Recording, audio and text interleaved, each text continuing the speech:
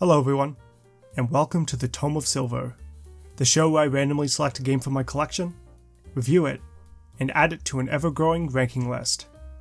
We've done it, folks. We've reached the end of 2023, and what a year it's been. From Octopath all the way to Silent Hill Shattered Memories, we looked at a large variety of games this year, ranging from amazing to poor to somewhere in between, bringing our ranking list up to a whopping 36 titles. In these 12 months, I went from having 40 subscribers to over 150. And for the first time, some of my videos not only finally passed 200 views, but some of them even managed to get a few thousand. That is extraordinarily humbling, and I just want to thank everyone who has watched and subscribed from the bottom of my heart. Your support means the world to me. For anyone who watched my Aliens vs Predator video in December of last year, I ended that review by having a segment showing the current standing of the channel's ranking list, since I don't really show the full list at the end of a given video, just the current game's placement. But something I realized is that if I continued to include that recap as part of another game's video, they would just get progressively longer and longer to the point of absurdity. It can be a bit deceptive to how long I spend actually reviewing that game. So that's why I decided I would make the recaps their own dedicated video, as a way to cap off the year. I also think it might be handy for any new viewers to the channel who are interested in the ranking aspect of the show but don't really have time to sit through every previous video, though I would still love it if they did, wink wink. For anyone noticing a difference in my voice, I'm trying to let this video be a bit more casual. I can be a bit of a perfectionist when recording audio, but since this is more like a bonus episode, I was hoping to give myself a bit of a break with this one. So if you hear a few more lip smacks or pauses than usual, don't worry, that's not going to be a permanent change going forward. If you don't hear a difference, then my perfectionism won over and there was no point to this disclaimer. One last note, please remember the ranking here is purely all my own personal taste. So if you were to see the equivalent of, say, Nickelodeon All-Stars Brawl ranking higher than Super Smash Bros. Melee, I am not saying Melee is objectively a worse game. This is purely my opinion. Okay, that's enough with the preamble. Sit back, relax, and let's turn the page to the Tome of Silver 2023 ranking list, starting with number 36, Naruto Uzumaki Chronicles. This Naruto action-adventure game falls flat in nearly every regard. From an incredibly boring story, repetitive combat, and a significant portion of the game's content being altered or changed here in the West, I found Uzumaki Chronicles to be an incredibly poor package. It's hard to recommend this game when there are far more entertaining action games and far more entertaining Naruto games to choose from. Props for being one of the few Naruto games without a cel shading or sprite art style though, that was kinda neat to see. Number 35, Danny Phantom, The Ultimate Enemy. A video game retelling of the Danny Phantom episode of the same name. Ultimate Enemy just really doesn't have any meat on its bones. The combat is perfectly serviceable with some neat ideas, but the game can be fully completed in around 2 hours, and what's there really isn't great enough to earn any additional replay value. The game isn't outright bad, just forgettable, and those interested are better off watching the episode it's based on. Number 34, Bionicle Maze of Shadows.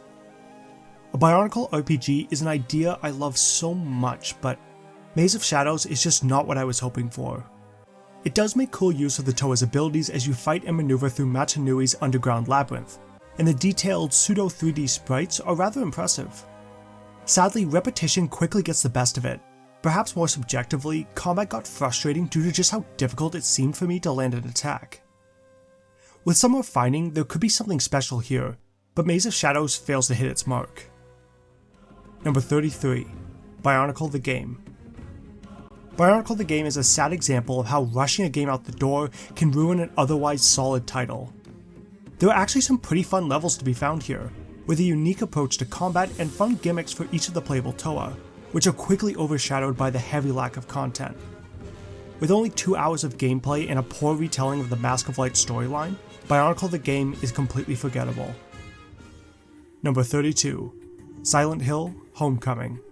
Homecoming is just a poor Silent Hill title that hoped to draw in more players by making it something it's not. The story is terrible despite its admittedly interesting setup, and the combat loses all tension by making it more action focused. The dungeons are fine, just a bit unremarkable, and the puzzles aren't too bad either. At least the whole experience is made a bit better with the still incredible soundtrack by Akira Yamaoka. Number 31, Avengers Battle for Earth. Battle for Earth is a game that kinda just works as intended. It doesn't strive for anything further than that. It's got a pretty great roster of characters to play from across the Marvel Universe. I didn't find the combat bad, if not a little unbalanced and repetitive. Otherwise, the art style is super bland, the story mode is barely a story, and there just really isn't a whole lot to do. You could do a whole lot worse than Battle for Earth, but I wouldn't really describe what's here as particularly good either. Number 30. Shantae. Shantae is a game with great ideas that needed to be ironed out a bit more. The long sections of overworld made for a boring amount of backtracking. Upgrades and other shop items needed to be grinded out by defeating enemies can be a slog, and the day-night system only serves to frustrate more than entertain. But Shantae has a lot of charm, with a fun cast of characters and humorous dialogue. The dungeon designs are pretty darn fun too. There's good here that is built upon in the future. The bad just really weighs down Shantae's video game debut. Number 29. Samurai Warriors. A decent Warriors title that brought the usual Chinese-focused series to feudal Japan. The game boasts 15 playable characters, each with a unique weapon and moveset, alongside interesting short stories taking place in the war-torn Sengoku period. There's a good selection of game modes to experience, though not all of them stick the landing. The art style is rather boring too, lacking any color and looking like a grey and brown blob. Other than that, a perfectly average entry into the Warriors franchise. Number 28. Deadpool. Deadpool's signature brand of humor shines through, offering a roller coaster of wacky set pieces that constantly change up the gameplay in interesting ways, making it almost impossible to predict what will happen next. This is a bit of a double-edged sword, as once you've played through the game and know what to expect, it loses a significant amount of its magic. Its bland environments and poor performance on 360 serve only to further weigh it down, but that first playthrough of shooting and chopping through enemies is satisfying nevertheless. Number 27. J-Stars Victory Versus. A simple and effective arena fighter, bringing together a massive roster of characters to celebrate Shonen Jump's 45th anniversary. The amount of detail that went into making each character as authentic as possible does a lot to put a smile on my face, and the fighting, while a bit stiff, has a lot of variety with the team mechanics. Despite its influences, J-Stars does have a bland art style, and the various gameplay modes on offer do a poor job of keeping players' interest for very long. A fun distraction, but not really anything more than that. Number 26. Transformers War for Cybertron, DS version. This version of Transformers War for Cybertron is more than a simple portable cash grab of its console brother. From an engaging approach to combat with its constant switching between close and long-range weapons, to a large roster of Autobots or Decepticons, War for Cybertron DS makes for a pretty great Transformers game on the go. Unfortunately, it does suffer for some pretty bad slowdown, and the decision to split the game into two separate versions makes the experience feel a bit incomplete, but what's there is still pretty darn good. Number 25. Octopath Traveler. You'll be hard-pressed to find an RPG with sprite work as gorgeous as Octopath. Providing 8 separate stories for each character allows for a great variety, but they lack meaningful interactions between this well-rounded cast. Battles are plenty strategic with both the break and boost systems, with lots of room for experimentation, but it's also slow, which can make for a long, drawn-out game, especially when grinding for experience. Number 24. Digimon World Dawn and Dusk. D&D is a decent monster collection game, offering tons of Digimon to collect and raise. The fights here use a unique grid-based system that places importance on team formation, setting it apart from being just a Pokemon clone. An incredibly bland story and tedious amounts of grinding stop it from achieving greatness, but Digimon fans will likely have hours of entertainment with Dawn and Dusk. Number 23. Transformers War for Cybertron, console version. The console version of War for Cybertron is an excellent third-person shooter, showing us a story often mentioned in Transformers media, but rarely ever seen. With the multiplayer offline, War for Cybertron is lacking quite a bit in content, having an only 10 or so hour campaign with nothing in the way of collectibles. But that campaign is fantastic, having tight shooting mechanics alongside being able to transform from robot to vehicle in the blink of an eye, and shooting enemies having an endlessly satisfying crunch. The narrative is also very exciting, bringing an all-star cast for one of the best Transformers tales to date. Number 22. Naruto Ultimate Ninja Storm. This gorgeous 3D fighter brought the world of Naruto to life like never before, creating a combat system that would remain the definitive Naruto playstyle for years to come. The first Ninja Storm does not do a great job at retelling the Naruto story for those not already a fan, and getting to explore the Leaf Village is cool until you realize there's not really much to do. Still, a great roster and combat make up for it, and while there's not a lot of content to keep someone invested, the time you do spend will be great. Number 21. Pokemon Red. The game that started it all. What can I say, even for the series' first entry, Pokemon Red is a lot of fun.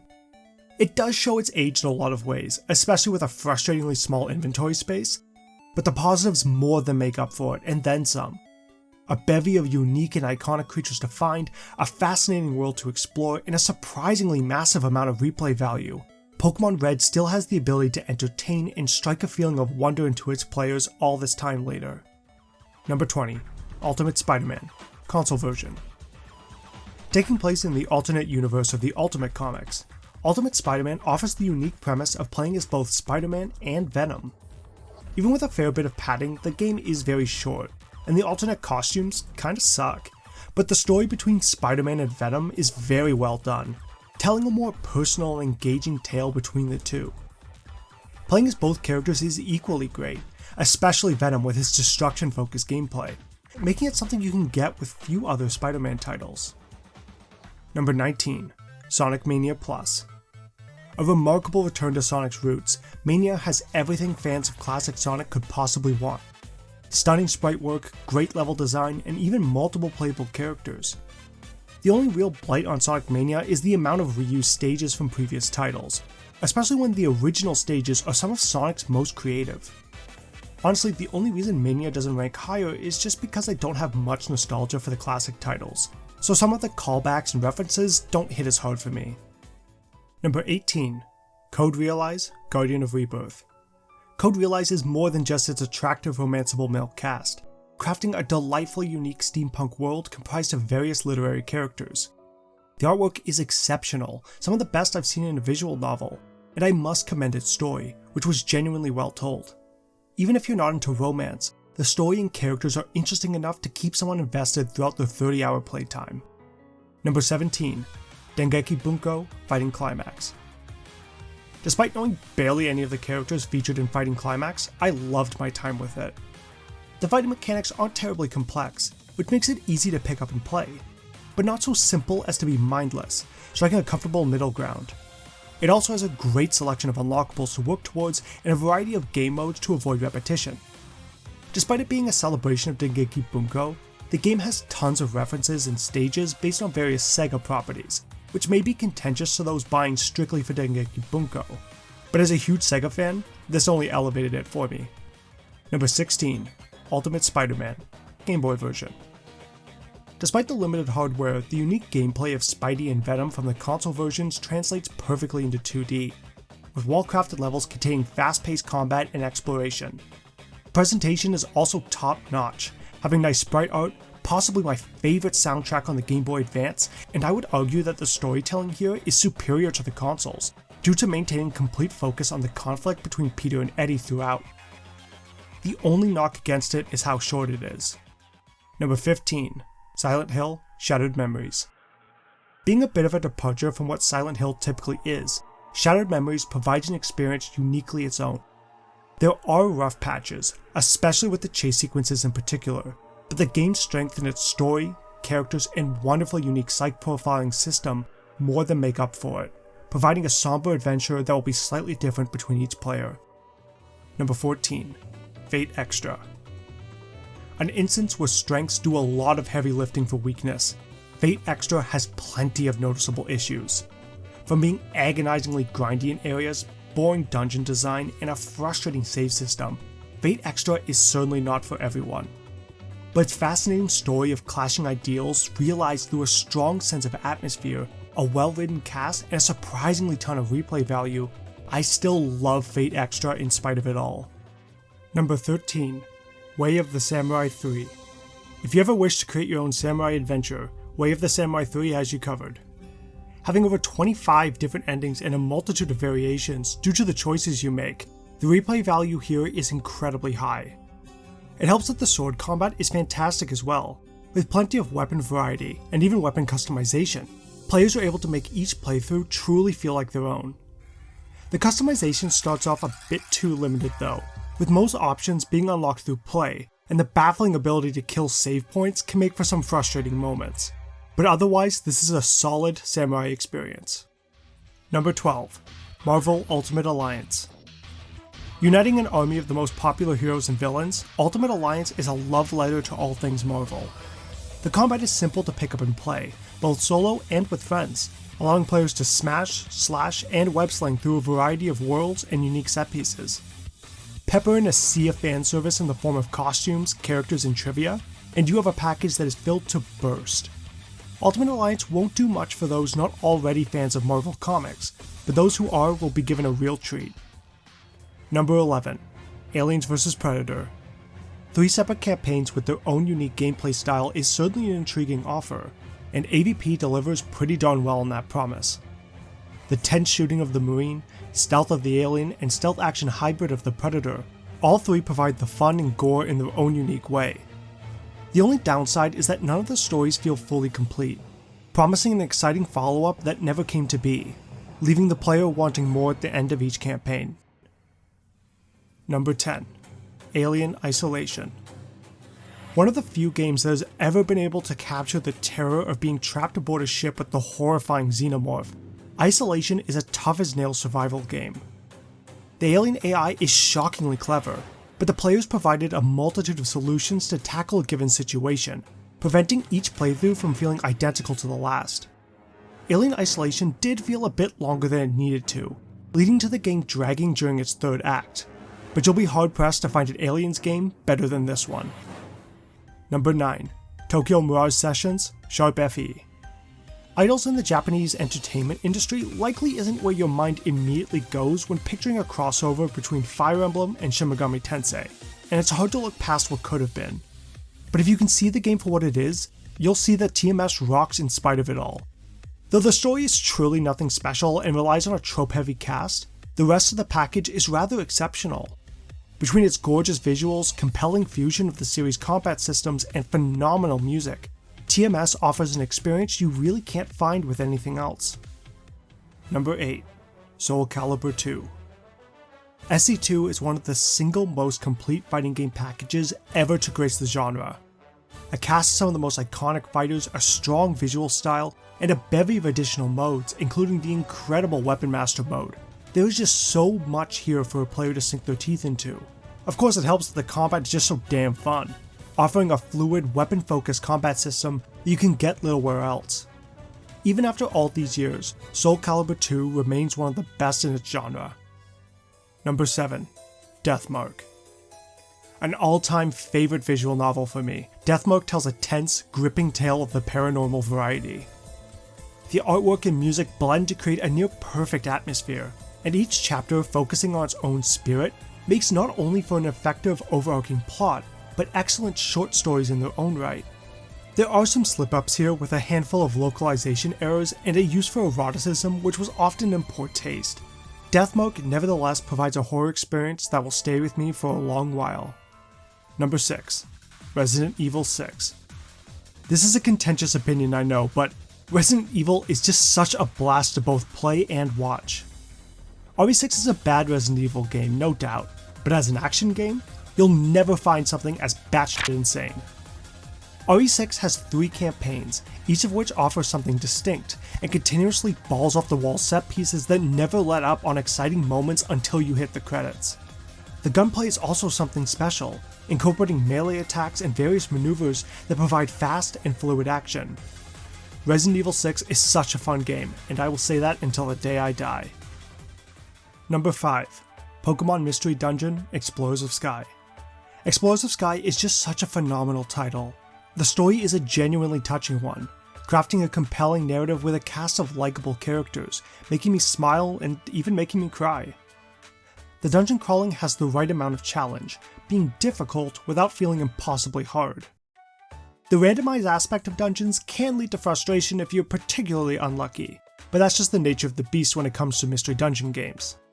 At its core, Explorers of Sky has a lot of heart, and enough content to keep you playing for hundreds of hours. Number 4. Mega Man X. Capcom's attempt to evolve the Mega Man series not only succeeded, but it was also a masterpiece. X1 has some of the best 2D platforming in gaming, with each level having a unique gimmick that makes them stand apart from the crowd, while maintaining the core gameplay. And the special weapons you obtain from beating bosses are all a blast to use. X1 is a game with few flaws, and those that are there are barely worth mentioning. For being the first of 8 games, X1 still remains the king of the series. Number 3. Sonic Adventure. Sonic's first jump to 3D is a very divisive game these days, with some believing it to be one of Sonic's best outings, while others believe it's an unmitigated disaster. Needless to say, I adore Sonic Adventure. Many aspects have not aged gracefully, I know, but whenever I replay it, I always have such a massive smile on my face, except when playing as Big. Charm oozes out of every pore of Adventure 1, with such a stellar amount of variety and exciting stages. A timeless classic? Maybe not, but a lively and addictive platformer? Absolutely. Number 2. Dead Space. One of the single greatest horror experiences, bar none. Dead Space not only constantly maintains its feeling of terror as you explore the USG Ishimura, but it also goes against the grain and creates a shooting system that requires players to focus on the enemy's limbs, rather than the far more common head. The game still looks fantastic to this day, making clever use of its lighting to hide blemishes while highlighting what's impressive. Dead Space is a must-play for anyone with a passing interest in the horror genre. Number 1. Tales of Vesperia. Vesperia will always have an iron grip on my heart. Boasting one of the most charming casts of characters I've ever experienced in an RPG, Tales of Vesperia tells a compelling story of vigilantism and enforcing one's justice. The gameplay blends traditional RPG classes with an action approach, creating a system that's fast, flashy, and with tons of room for experimentation. Even with some of the flubs made in the Definitive Edition, Tales of Vesperia is a grand, colorful RPG that will remain one of the series' best. And so ends the 2023 ranking list. Are there any games you would have placed higher? Lower? Please let me know in the comments. I love chatting with you all. There are more reviews planned for 2024, so stay tuned for January. In the meanwhile, thank you all so much for watching. Have a happy new year, and may we see each other again when we turn to the next chapter in the Tome of Silver.